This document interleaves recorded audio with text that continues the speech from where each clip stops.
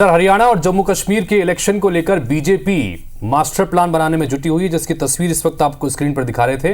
प्रधानमंत्री नरेंद्र मोदी से लेकर बीजेपी के चाणक्य कहे जाने वाले गृह मंत्री अमित शाह और बीजेपी अध्यक्ष जेपी नड्डा लगातार बैठकें कर रहे हैं। एक तरफ जम्मू कश्मीर में धारा 370 हटाने के बाद बीजेपी के लिए सरकार बनाने की चुनौती है, तो दूसरी ओर हरियाणा में भी हैट्रिक लगाने की अग्नि परीक्षा है।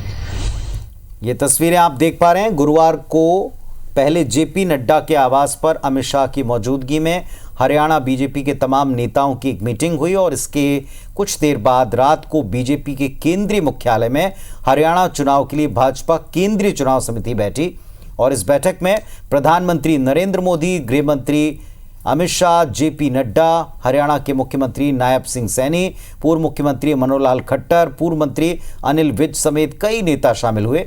माना जा रहा है कि इस बैठक में प्रधानमंत्री मोदी ने जीत की हैट्रिक लगाने का मंत्र दिया है।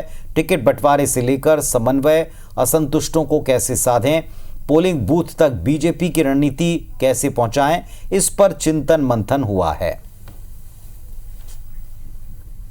तो दूसरी तरफ 31 अगस्त से 2 सितंबर तक केरल में संघ की अखिल भारतीय समन्वय बैठक आयोजित हो रही है। लोकसभा चुनाव के बाद ये पहली समन्वय बैठक है और ऐसे में इस बैठक को लेकर कयासों का दौर भी जारी है। 3 दिवसीय इस बैठक में आरएसएस के साथ साथ संघ प्रेरित 32 संगठन और उनके राष्ट्रीय अध्यक्ष, संगठन मंत्री और प्रमुख पदाधिकारी इसमें शामिल होंगे।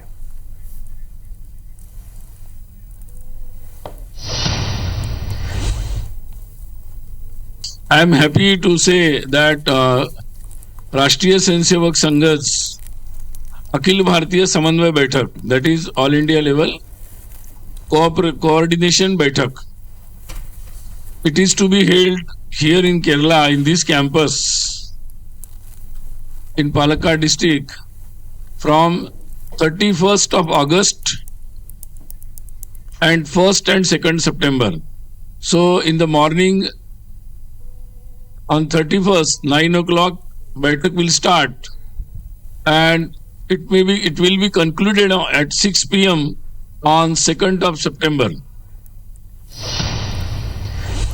तो संघ की समन्वय बैठक में राष्ट्रीय संगठन मंत्री बीएल संतोष शामिल होंगे। इसके अलावा बीजेपी के अध्यक्ष जेपी नड्डा के शामिल होने की खबर है।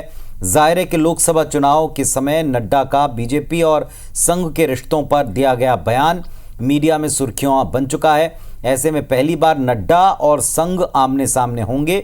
बैठक के तो कई एजेंडे हैं, लेकिन चर्चा है कि बीजेपी के नए अध्यक्ष को लेकर आरएसएस अपनी सहमति दे सकता है। इस मीटिंग के बाद जेपी नड्डा केंद्रीय मंत्री बन चुके हैं। एक पद एक व्यक्ति का नियम ये आड़े आ रहा है। नड्डा अपना पद छोड़ेंगे, बात तय है और उनकी जगह किसी और को बीजेपी के राष्ट्रीय अध्यक्ष की कमान सौंपी जाएगी। दूसरी तरफ संघ लोकसभा में बीजेपी के घटे जनाधार को बढ़ाने मंत्र भी दे सकता है, ताकि आने वाले जम्मू कश्मीर और हरियाणा चुनाव को लेकर बीजेपी अपनी तैयारी कर सके।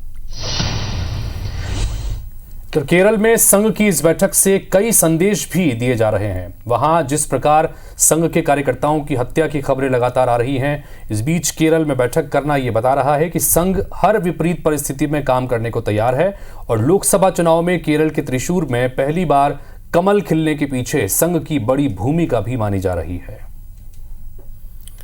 चलिए, तो अब संघ की बैठक से संदेश निकलता है, अध्यक्ष का नया नाम, उस पर मोहर निकलती है, या इन सब के अलावा भी कुछ तस्वीर उभरती है, ये देखेंगे।